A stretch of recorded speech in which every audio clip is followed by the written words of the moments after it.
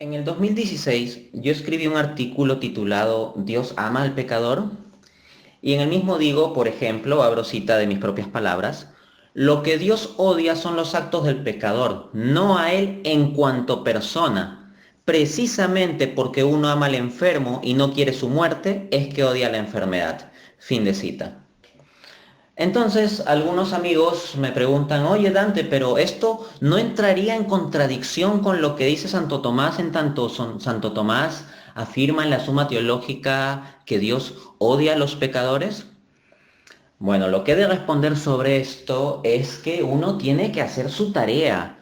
No basta simplemente ver un pedazo de cita y sin más ya decir cosas. Uno tiene que entender las cosas en su contexto y profundizar. Y eso es lo que voy a hacer aquí. A ver, ya, vamos a la Suma Teológica. En concreto, esto está en la cuestión sobre el amor de Dios. Suma Teológica, parte primera, cuestión 20, artículo 2. ¿Y cuál es el artículo 2 de la Suma Teológica? Bueno, la cuestión que está tratando aquí no es ¿Dios lo ama o no lo ama todo? Y la respuesta que va a dar Aquino aquí es que Dios sí lo ama todo. Por ejemplo, en el contraesto, es decir, donde Aquino afirma la postura que va a defender en línea con la escritura, la tradición, el magisterio, etc., Aquino responde lo siguiente a esa cuestión. A ver, recapitulemos rápidamente. Lo que quiere responder Aquino es la cuestión, ¿Dios lo ama o no lo ama todo? Y la respuesta que da en el contraesto es, cito, está lo que dice en Sabiduría 11:24. Amas todo lo que existe y nunca has odiado lo que creaste. Fin de cita de las palabras de Aquino. Entonces, en esa cuestión más bien lo que Aquino quiere enfatizar es el amor universal de Dios. Pues bien, vamos a ver si esto está en línea con lo que yo escribí. Dice, amas todo lo que existe. Pregunta, ¿los pecadores existen? Obviamente sí, es absolutamente claro que los pecadores existen. Bueno, acá dice que Dios ama todo lo que existe. Luego dice, y nunca has odiado lo que creaste. Pregunta, ¿Dios ha creado a los pecadores? Claro que sí. Los pecadores en cuanto a lo que tienen de sustancialidad, en cuanto a lo que tienen de persona, son creados y sustentados en el ser por Dios. Claro que en tanto lo que tienen de pecado, eso sí, no viene sustentado por Dios. Pero el pecado no destruye la bondad de la naturaleza, al menos no en una postura católica.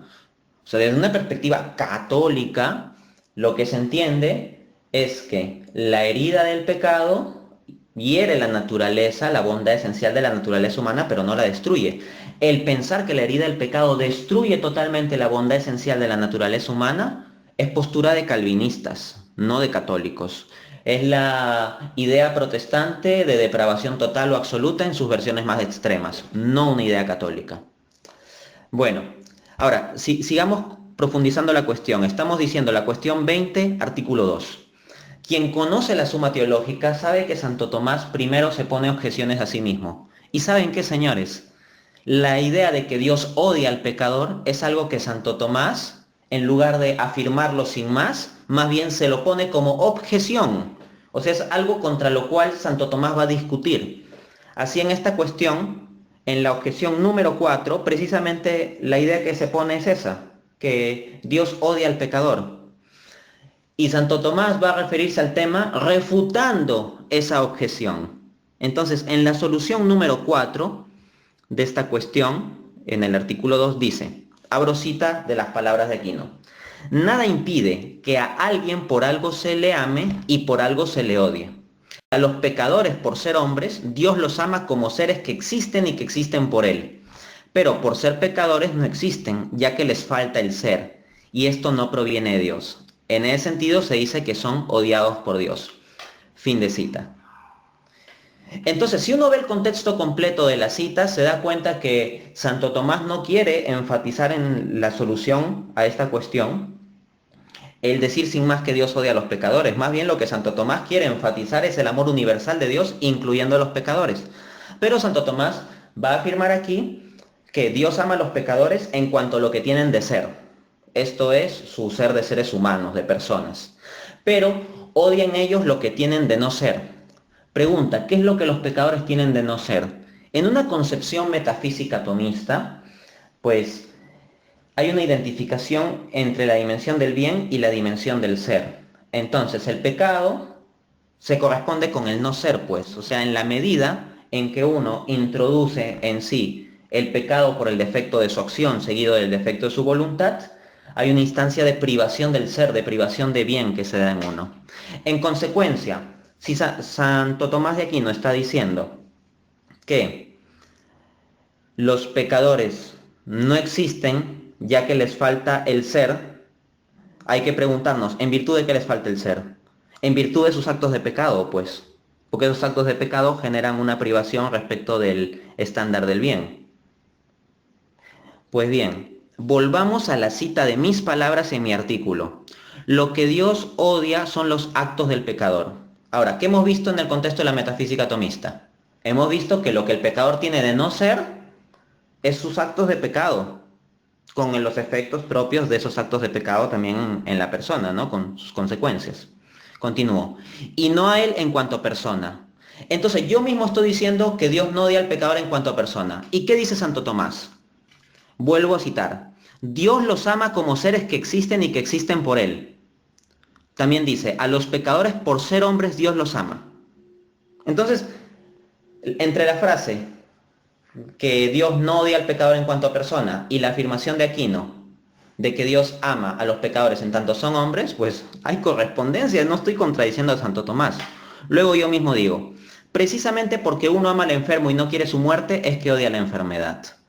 Entonces, entendiendo que el ser sería el cuerpo sano completo, ¿cuál sería el no ser del enfermo? La instancia de no ser, la instancia de privación de ser y de bien. Su enfermedad. Entonces, claro, lo que no se ama es el enfermo en tanto su enfermedad.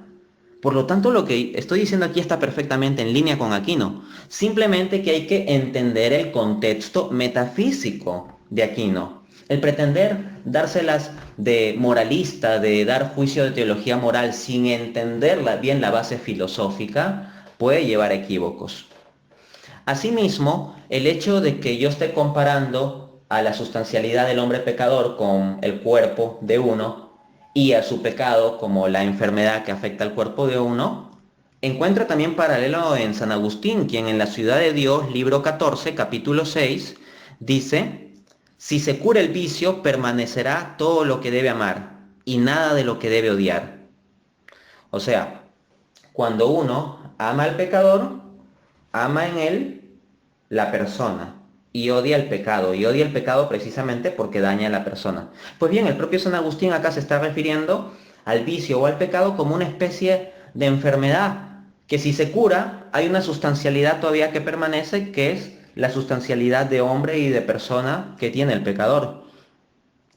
Por lo tanto, mi frase está perfectamente en línea con Santo Tomás y perfectamente en línea incluso con San Agustín. Alguno dirá, oye, pero esa idea de amar al pecador, pero odiar el pecado, es una idea de Mahatma Gandhi. Eso ya lo respondí en el audio anterior. Y muestro que la sustancia de esa idea ya se encuentra en San Agustín.